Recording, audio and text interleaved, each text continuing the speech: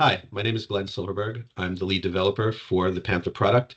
I'm a senior developer at Prolifics, and I've been the architect of most of the new features that have been introduced into Panther since about Panther 5.50.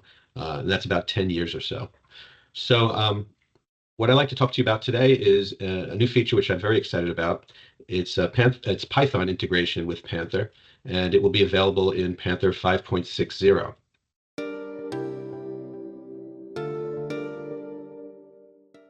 The impetus for introducing this Python integration is that um, we realize that not a lot of our customers can attract people to work on their legacy applications that are written in JPL. JPL is our own internal programming language for Panther. It's not used outside of the Panther world.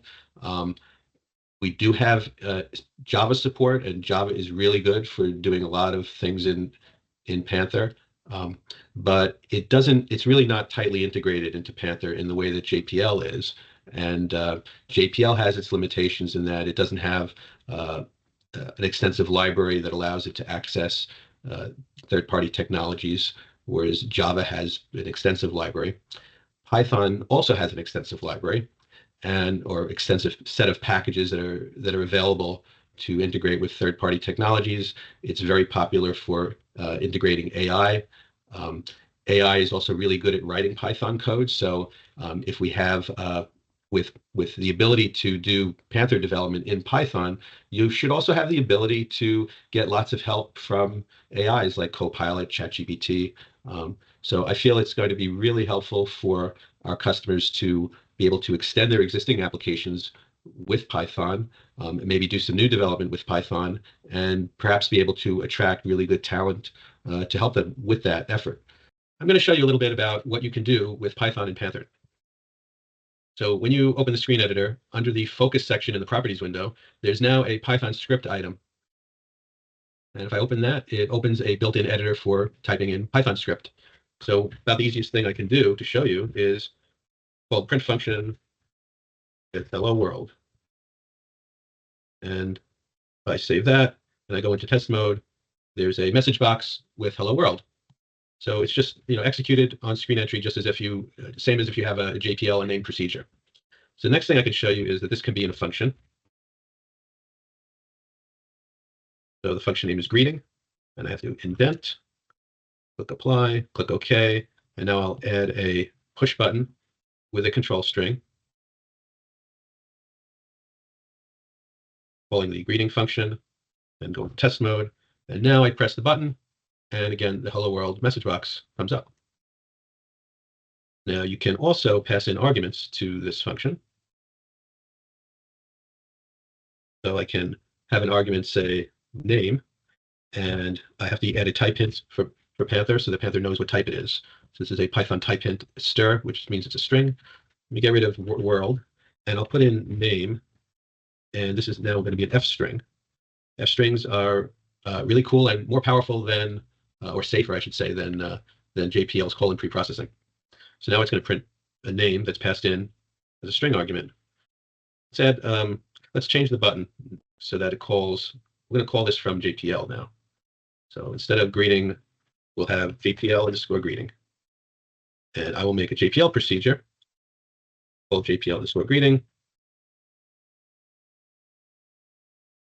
And we'll have it call the greeting method, greeting function, I should say, that's written in Python.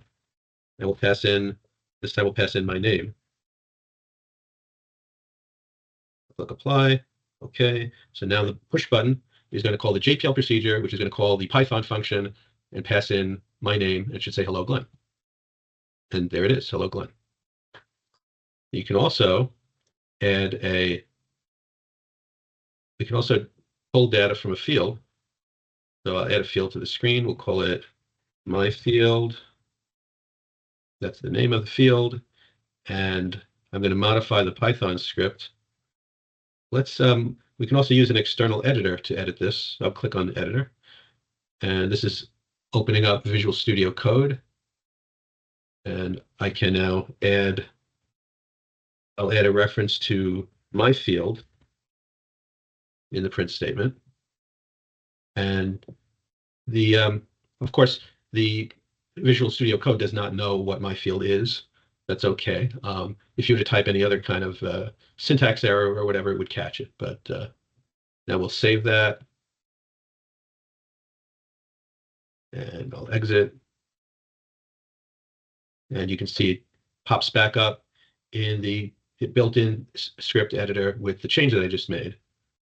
Now, if I were to make an error here, even let's say I didn't indent that, that's not going to work. You get an error from Panther telling you that it expects indentation there. Let's put back some indentation, click apply, click OK. We'll go into test mode, and I'll type something in here, Panther. So now the message is, hello, Glenn. Glenn's being passed in from JPL, and Panther, which is coming from the field name my field on the screen.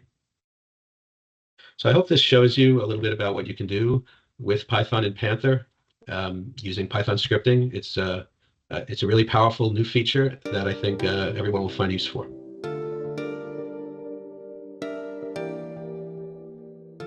What I wanted to do is have something that's as tightly integrated with Panther as JPL is for rapid prototyping, and Python does exactly that. Python is a scripting language, and scripting really lends itself well to doing things like having functions attached to push buttons or validation functions, control strings, and so forth. Java is not a scripting language. There's Groovy, which is a superset of Java, which can be used as a scripting language, but we don't have integration with Groovy in Panther.